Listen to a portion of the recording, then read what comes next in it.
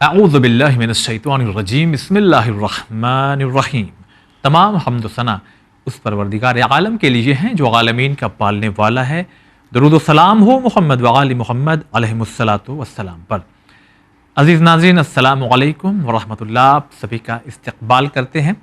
آج کا جو ہمارا موضوع ہے وہ ٹائٹل دیکھ کے ہی آپ کو سمجھ میں آ گیا ہوگا کہ ہم کھانے پینے کے آداب کے سلسلے سے گفتگو کریں گے، اس لیے کہ شریعت نے، اسلام نے اور اہل بیت علیہ السلام نے عمل کر کے، یعنی کوئی ایسی چیز نہیں ہے جس کو بتایا نہ ہو۔ ہر باریک سے باریک چیز، کھانا پینا ہماری زندگی کا وہ جز ہے کہ اس کے بغیر ہم رہ نہیں سکتے، اور یہ کبھی ہم یہ عمل گھر میں کرتے ہیں، کبھی گھر سے باہر، کہیں دعوت، کہیں بازار میں، کہیں ہوٹل میں، کہیں رشتہ داروں کے ہاں، تو اس میں ہمیں بہت زیادہ توجہ دینا چاہیے کہ ہمیں کیسے اہل بیت نے بتایا ہے کہ کس طرح سے ہم کھانا کھائیں اور ان میں باریکیاں کیا ہے، یہ جاننا بہت ضروری ہے، اس لیے کہ یہ ڈیلی روٹین میں ہے، روزمرہ کی ہماری زندگی میں کام آنے والی چیزیں۔ آئیے گفتگو کرتے ہیں، سوالوں کے جوابات آپ تک پہنچائیں گے حجت الاسلام والمسلمین علی جناب مولانا یاور عباس صاحب۔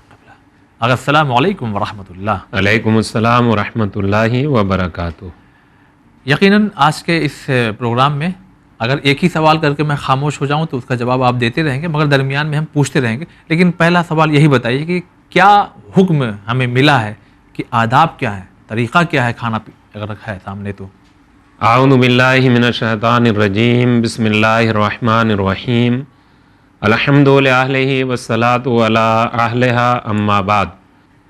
آپ کا یہ سوال کہ کھانے پینے کے کیا آداب ہیں، اس سلسلے میں ہم اپنی بات کو یہاں سے شروع کرتے ہیں کہ پروردگار عالم نے عظیم نعمتیں ہمیں اور انسان کو عنایت فرمائی ہے، اور واقعاً یہ عظیم نعمتیں ایسی نعمتیں ہیں کہ جن پر انسان کو غور کرنا چاہیے، اور ان تمام نعمتوں میں ایک بہترین نعمت ہے کھانا اور پانی۔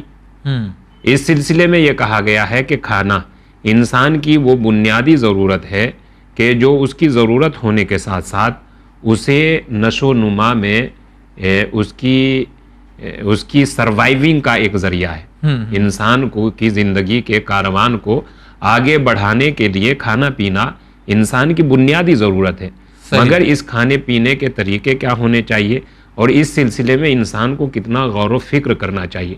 دیکھیے، ایک ہے وہ نعمت کہ جسے کھا کر ہم اپنی بھوک مٹاتے ہیں، جسے کھانا کہتے ہیں، عربی میں اسے طعام کہتے ہیں، اور ایک وہ نعمت پروردگار ہے کہ جسے پی کر ہم اپنی پیاس بجھاتے ہیں، عربی میں اسے ماں اور ہندی وغیرہ میں اسے پانی کہتے ہیں۔ پانی پروردگار عالم کی کتنی عظیم نعمت ہے، جس کے لیے قرآن کریم نے یہ ارشاد فرمایا ہے، وَجَعَلْنَا مِنَ الْمَاءِ كُلَّ شَيْءٍ حَيٍّ، ہم نے پانی سے ہر چیز کو زندگی عنایت فرمائی ہے۔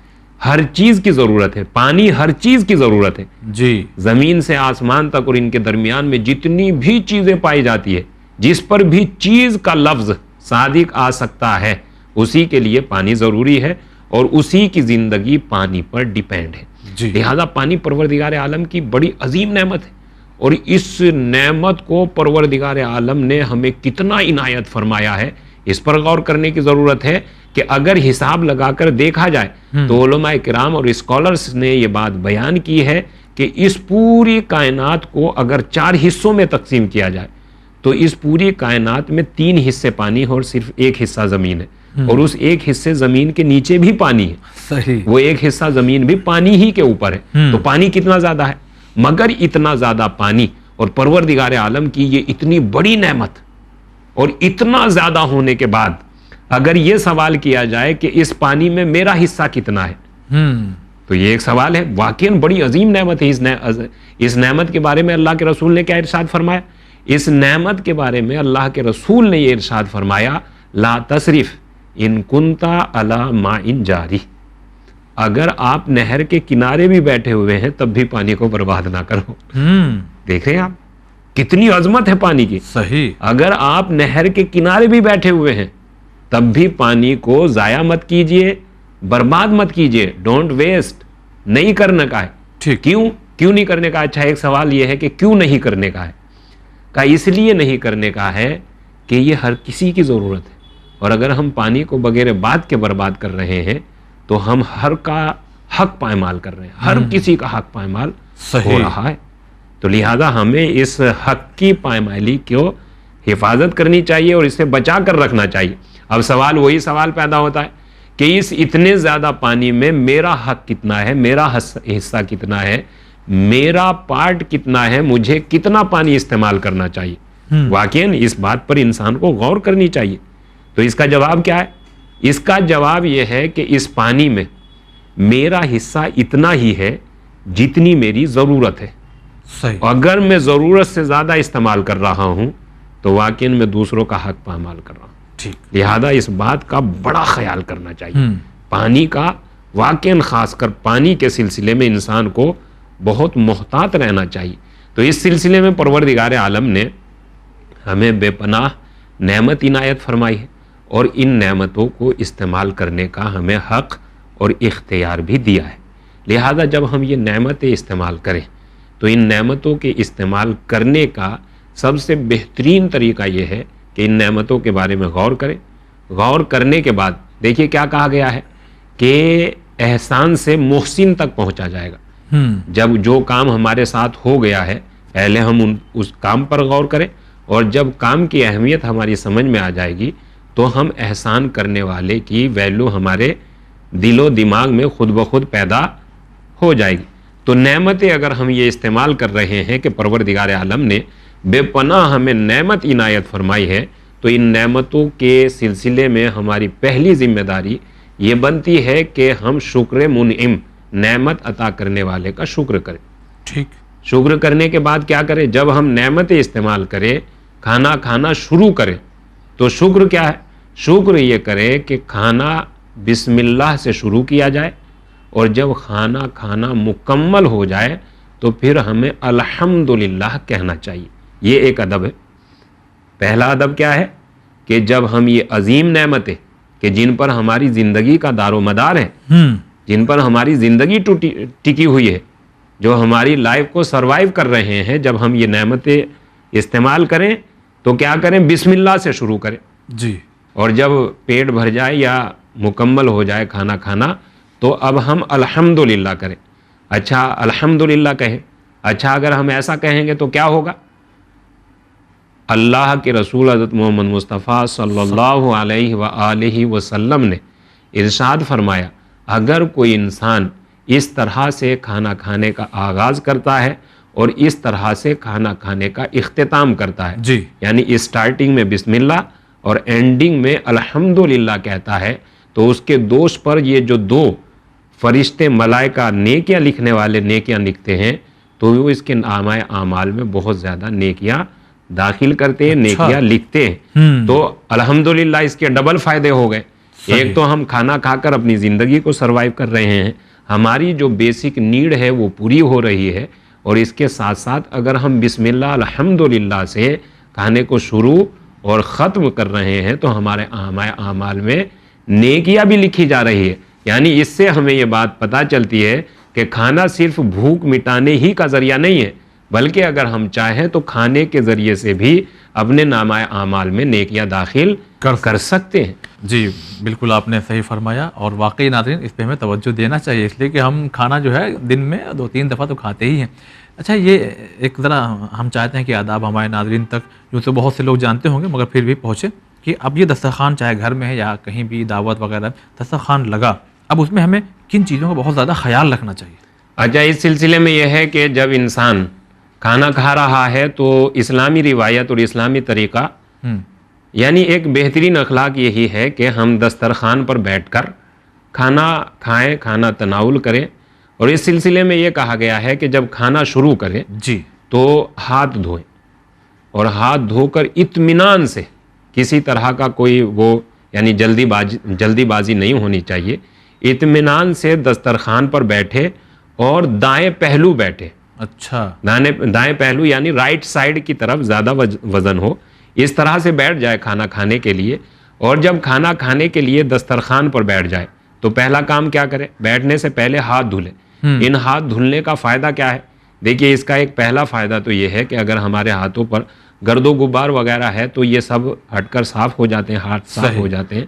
اور اس کا ایک دوسرا فائدہ یہ ہے کہ اللہ کے رسول نے ارشاد فرمایا اگر کھانے سے پہلے انسان ہاتھ دھوتا ہے تو اس کا فائدہ یہ ہوتا ہے کہ اس کی غربت ختم ہو جاتی ہے، اور اگر کھانے کے بعد ہاتھ دھلتا ہے تو اس کا فائدہ یہ ہے کہ اس کا رنج و غم دور ہو جاتا ہے۔ واہ، تو دیکھیے کتنے فائدے ہو گئے۔ صحیح۔ کیا کرنا ہے ہمیں دسترخوان پر جب کھانا کھانے کے لیے بیٹھنا ہے تو پہلے اپنے ہاتھوں کو دھلنا ہے، اور ہاتھوں کو دھلنے کے بعد اب ہمیں اطمینان سے دسترخوان پر بیٹھنا، بیٹھ جانا ہے، اور جب اطمینان سے دسترخوان پر بیٹھ گئے تو بسم اللہ کہہ کر نمک سے کھانا کھانا شروع کرنا ہے۔ پہلے نمک کو ٹیسٹ کریں، اور جب انسان نمک کو ٹیسٹ کرے گا تو نمک کے ٹیسٹ کرنے کا یہ فائدہ کیا ہے؟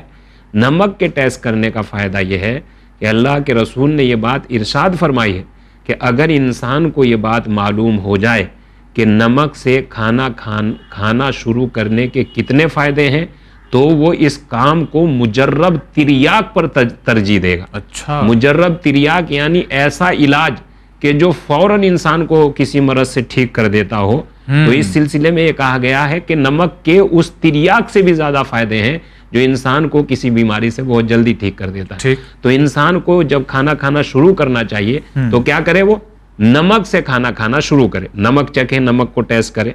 اور جب انسان دسترخوان پر بیٹھے تو کیا بیان کیا گیا ہے کہ رائٹ ہینڈ سے یعنی دائیں ہاتھ سے کھانا شروع کرے، اور کھانے کا ادب یہ ہے کہ جو کھانے والے کے سامنے ہے وہی دیکھے، وہ ادھر ادھر زیادہ پورے دسترخوان پر نگاہ نہ گھمائے، اسے اپنے جو اس کے سامنے کھانا رکھا ہے جو کھانا ہے وہ دیکھے، اور دیکھنے کے بعد کھانا جب اپنے لیے اتارے یا اپنے لیے لے تو اس کھانے میں یہ ہے کہ رائٹ ہینڈ سے کھانا کھانا شروع کرے، اور کھانا بیچ سے شروع نہ کرے۔ مثلا پلیٹ میں کھانا رکھا ہوا ہے اور بیچ سے کھانا کھانا انسان نے شروع کیا، بلکہ اپنی سائیڈ کی طرف سے کھانا کھانا شروع کرے، اور جب سائیڈ کا کھانا کھا لے ختم ہو جائے تو پھر وہ آہستہ آہستہ کھانے کی پلیٹ میں آگے بڑھے۔ یہ بیچ سے کھانا کھانا یہ گویا کہ کھانے کا ادب نہیں ہے۔ کھانے کا ادب یہی ہے کہ رائٹ ہینڈ سے جو سائیڈ اس کی طرف ہے وہاں سے وہ کھانا کھانا شروع کرے۔ یہ ایک بہترین طریقہ ہے۔ اچھا، ایک سوال جو ہے وہ کہیں نہ کہیں حدیث ہے، ہمارے ناظرین نے بھی سنی ہوگی کہ گرم کھانا کھانے سے پرہیز کرنا چاہیے، تو وہ کتنا گرم ہونا چاہیے، اور ٹھنڈا کھانا کھانے کے سلسلے سے کیا بیان ہوا ہے؟ دونوں چیزوں کے بارے میں یہی بیان کیا گیا ہے کہ نہ بہت زیادہ گرم ہو اور نہ بہت زیادہ ٹھنڈا ہو۔ اچھا، بہت زیادہ نہ ہو۔ ہاں، بہت زیادہ۔ مثلا اس کا معیار یا اس کا کرائٹیریا کیا ہو سکتا ہے کہ بہت زیادہ گرم نہ ہو؟ کس چیز کو ہم آسانی سے استعمال کر سکتے ہیں اتنا گرم ہونا چاہیے، اور جس پانی یا جس کھانے کو ٹھنڈا کھانے کو بھی ہم بہت آسانی سے استعمال کر سکتے ہیں وہ اتنا زیادہ نقصان نہ کرے اتنا ٹھنڈا۔ اس سلسلے میں معیار اور کرائٹیریا یہ بیان کیا گیا ہے کہ جب کھانا کھانا شروع کرے تو کھانے کو ہاتھوں سے ٹچ کرے۔ اگر ہاتھ جل رہے ہیں، ہاتھ انہیں اس کھانے کو برداشت نہیں کر رہے ہیں تو اس کے لیے تھوڑا سا رکنا چاہیے۔ جب کھانا اتنا نارمل ہو جائے کہ وہ ہاتھوں کو اذیت نہ پہنچائے، مثلا اتنا گرم کھانا ہے کہ ہاتھوں کو ہی جلا دیا، اس کو منہ میں رکھ لیے، ہاں نقصان تو ہوگا۔ تو بہت زیادہ گرم کھانا نہیں ہونا چاہیے۔ کھانا اتنا گرم ہونا چاہیے کہ اسے ہاتھ آسانی سے محسوس کر لے، اور وہ اس کی گرمی، اس کی حرارت ہاتھوں کو نقصان نہ پہنچائے۔ تو یہ کھانا انسان آسانی سے استعمال کرے اور اس میں کوئی حرج نہیں ہے۔ اسی طرح سے بہت زیادہ ٹھنڈا بھی نہیں ہونا چاہیے، کیونکہ وہ کے اندر سے بالکل ہی انسان کو ٹھنڈا کرتا چلا جائے۔ تو نہ بہت زیادہ ٹھنڈا اور نہ بہت زیادہ گرم کھانا کھانا چاہیے، بلکہ میڈیم اور نارمل کھانا استعمال کرنا چاہیے، ایسا حدیثوں میں آیا ہے۔ یہ بھی پوچھنا چاہتے ہیں کہ جب بھی بات یہ آتی ہے کہ گھر سے باہر کھانا، تو پھر ہمارے سامنے دو تین چیزیں آتی ہیں۔ ایک یہ ہے کہ ہم کہیں ہوٹل وغیرہ میں گئے ہیں فیملی کے ساتھ، وہاں بھی بیٹھ کے ہی کھا رہے ہیں جیسے گھر میں کھاتے ہیں۔ دوسری یہ کنڈیشن آتی ہے کہ آن روڈ، کچھ لوگ بھائی آن روڈ ہی بیچتے ہیں، ٹھیلا لگا ہوا، یا تو پبلک پلیس میں ہی کھڑے ہو کر کے ہم لوگ اگر کچھ کھا پی رہے ہیں، تو دونوں سلسلے سے کچھ بیان فرمائیے۔ دیکھیے، پہلا سلسلہ جہاں تک یہ ہے کہ تاکید تو یہی کی گئی ہے کہ زمین پر اطمینان سے بیٹھ کر کھانا کھائے۔ اچھا، لیکن اگر انسان باہر جا رہا ہے تو وہاں کا تو یہ اسٹائل ہی نہیں ہے کہ مثلا زمین پر بیٹھا جا سکے، بہت ریئر ہوٹل وغیرہ میں جا سکے۔ تو اس صورت میں یہ ہے کہ اگر انسان چیئر وغیرہ کا بھی استعمال کر رہا ہے تو کرے، اس میں کوئی حرج نہیں ہے۔ یہ آداب جو بیان کیے گئے ہیں یہ آداب بہترین آداب ہے. یہ واجب نہیں ہے کہ ایسا ہمیں کرنا ہی کرنا ہے, سب سے اچھا طریقہ مگر یہی ہے, بلکہ بہتر یہ ہے کہ ہمیں اس طرح سے کھانا کھانا چاہیے تاکہ وہ ہماری زندگی کے لیے ایک بہترین چیز بن سکے. لہذا اگر ہم چیئر اور کرسی ٹیبل وغیرہ کا بھی استعمال کر رہے ہیں تو ان کا بھی استعمال ہو سکتا ہے, لیکن ہاں یہ ہے کہ چلتے پھرتے کھانا نہیں کھانا چاہیے, یہ مکروہ ہے, اس سے روکا گیا ہے. اچھا مکروہ, یہ ایسا نہیں کرنا چاہیے. دیکھیے انسانی کھانا ہے اور انسانی کھانا اگر ہے تو اس کا ایک مقصد ہے. انسان انسانی کھانا کھا رہا ہے اور انسانی زندگی کو سروائیو کرے گا اس کھانے کے ذریعے سے, تو اس کا ایک مقصد ہے. اور ظاہر سی بات ہے انسان اگر چلتے پھرتے کھانا کھا رہا ہے, کھانے کا مقصد یہ ہے کہ اس سے میری زندگی نشو نما ہو, سروائیو ہو اور مجھے طاقت اور ہیلتھ عطا ہو. اور اگر انسان چلتے پھرتے کھانا کھا رہا ہے تو اس کا دماغ چلنے پھرنے پر ہے, کھانا کھانے پر نہیں ہے. اچھا, اور جس چیز کی طرف دھیان نہیں ہوتا وہ چیز انسان کو اتنا فائدہ نہیں پہنچاتی ہے جو جتنا فائدہ وہ چیز پہنچاتی ہے جسے دھیان کے ساتھ کیا جاتا ہے. یہی کہا گیا ہے کہ کھانا بالکل جب کھائیں تو بالکل اطمینان کے ساتھ, دھیان بھی کھانے ہی کی طرف ہو. دھیان ہمارا ادھر بھٹک رہا ہے, کھانا ہم ادھر کھا رہے ہیں, تو یہ نہیں ہونا چاہیے. بالکل اطمینان اور سکون سے سب چیز حاضر و ناظر اور متوجہ کرنے کے بعد کھانا کھانا چاہیے. تو چلتے پھرتے کھانا نہیں کھانا چاہیے بلکہ کہیں بیٹھ کر اطمینان سے کھانا کھانا چاہیے. کھانا کھانے کے سلسلے میں ہمارے دوسرے امام حسن مجتبی علیہ الصلوۃ والسلام نے ارشاد فرمایا کہ کھانے میں 4 چیزوں کو فرض کر کے کرنا, فرض سمجھ کے کرنا چاہیے. 4 چیزوں. ان میں سے پہلی چیز کیا ہے؟ پہلی چیز ہے معرفت, دوسری چیز ہے رضا, تیسری چیز ہے تسمیہ اور چوتھی چیز ہے شکر. معرفت کیا ہے؟ معرفت یہ ہے کہ یہ نعمتیں جو میں استعمال کر رہا ہوں ان کے استعمال کرنے کا مقصد کیا ہے. دیکھیے ایک مقصد تو یہ ہوتا ہے کہ ہماری بھوک مٹ جائے, ایک مقصد یہ ہوتا ہے کہ ہمیں کھانا کھانا اچھا لگے, ہماری زبان کو ٹیسٹ آتا ہے. ایک مقصد یہ بھی ہوتا ہے کہ ہم اچھا لگنے کے لیے, یہی وجہ ہے کہ بہت سے لوگ گھر کا کھانا چھوڑ کر باہر کھانا کھانے کے لیے جاتے ہیں. تو اس میں مقصد کیا ہوتا ہے؟ اس میں مقصد ہوتا ہے اچھا کھانا. اور تو انسان کو معرفت حاصل کرنی چاہیے. معرفت کیا؟ یہ کھانا جو میں کھا رہا ہوں اس کھانے کا مقصد کیا ہے؟ اس کھانے کا مقصد صرف بھوک مٹانا نہیں ہونا چاہیے, اس کھانے کا مقصد صرف زبان کا ٹیسٹ نہیں ہونا چاہیے, بلکہ اس کھانے کا مقصد یہ ہونا چاہیے, خدا کی بارگاہ میں یہ دعا اور یہ نیت کرنی چاہیے کہ خدایا میں تیری نعمتوں کو استعمال کر رہا ہوں اور ان نعمتوں کو استعمال کرنے کے بعد جو مجھے قوت و طاقت عطا ہوگی یہ قوت و طاقت میں تیری عبادت میں خرچ کروں گا. اچھا, یہ ایک پہلی چیز کیا ہے؟ معرفت آنی ہے. پھر کیا؟ رضا. یہ طاقت جو مجھے حاصل ہوگی اس طاقت کو, چونکہ یہ طاقت مجھے تیری ہی نعمتوں کے ذریعے سے عطا ہو رہی ہے, مل رہی ہے, لہذا میں اس نعمتوں کو تیری مرضی, اس طاقت کو تیری مرضی کے مطابق میں استعمال کروں گا, خرچ کروں گا. تیسری چیز کیا ہے؟ تسمیہ. تسمیہ کا مطلب ہوتا ہے بسم اللہ الرحمن الرحیم, بسم اللہ سے کے ذریعے سے کھانا شروع کیا جائے. اور چوتھی چیز ہوتی ہے شکر, کہ جس خدا نے یہ اتنی نعمت عطا فرمائی ہے میں اس کا شکر ادا کروں. تو یہ 4 چیزیں وہ ہیں کہ جو دسترخوان پر فرض سمجھ کر کرنی چاہیے. فرض نہیں ہے, واجب نہیں ہے, مگر واجب کا درجہ دینا چاہیے. اور انسان میں تقریباً اتنا شعور تو ہونا ہی چاہیے کہ میں اگر نعمتیں استعمال کر رہا ہوں تو کم سے کم پروردگار عالم کے لیے ایک الحمدللہ تو ضرور کہنا چاہیے. اچھا, آخر میں یوں تو بہت سے اور بھی سوالات ہیں مگر وقت تمام ہو رہا ہے. کبھی کبھی ایسا ہوتا ہے کہ ہم کھانا کھا چکے ہیں مگر پھر بھی اس کے باوجود کہیں گئے یا پڑوسی نے ہمارے کچھ بھیج دیا, تو اب بھرے پیٹ پر کھانا کھانا کیسا ہے؟ دیکھیے اس سلسلے میں یہ ہے کہ ایک شخص ہمارے چھٹے امام جعفر صادق علیہ الصلوۃ والسلام نے ہمارے چھٹے امام کی خدمت میں ایک شخص آیا اور آنے کے بعد کہا, انہوں نے خود سوال کیا, فرزند رسول یہ بتائیے کہ آپ کے دین میں یا دین خدا میں کھانا کھانے سے ریلیٹڈ کیا حکم دیا گیا ہے؟ اور آنے والا کوئی عام انسان نہیں تھا بلکہ اپنے زمانے کا ایک بہترین حکیم تھا. اچھا, انہوں نے یہ معلوم کیا کہ آپ یہ بتائیے کہ دین خدا نے کھانا کھانے کے سلسلے سے کیا رول یا کیا میتھڈ ہے اس کا, کیا طریقہ بیان فرمایا ہے. تو امام علیہ السلام نے کیا ارشاد فرمایا؟ امام علیہ السلام نے ارشاد فرمایا کہ جب بھوک لگے تب کھائیں اور جتنی بھوک ہے اس سے تھوڑا سا کم کھائیں. اچھا.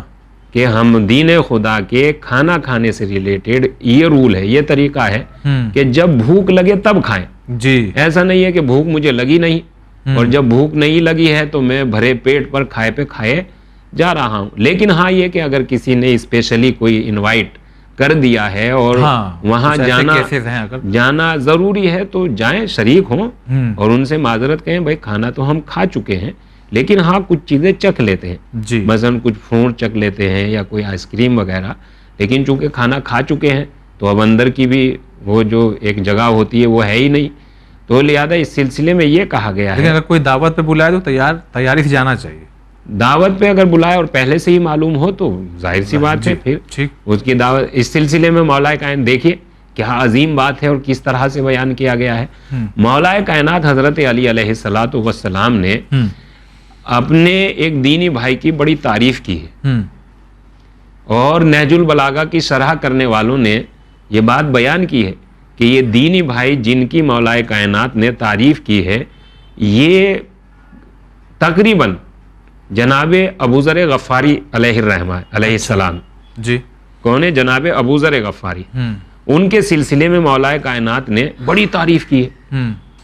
ان کی تعریف بیان کرتے ہوئے جب مولا کائنات ان کی صفت بیان فرما رہے تھے تو اس اوصاف میں ایک بات مولا کائنات نے معلوم ہے کیا ہے ان کی صفت بیان فرمائی.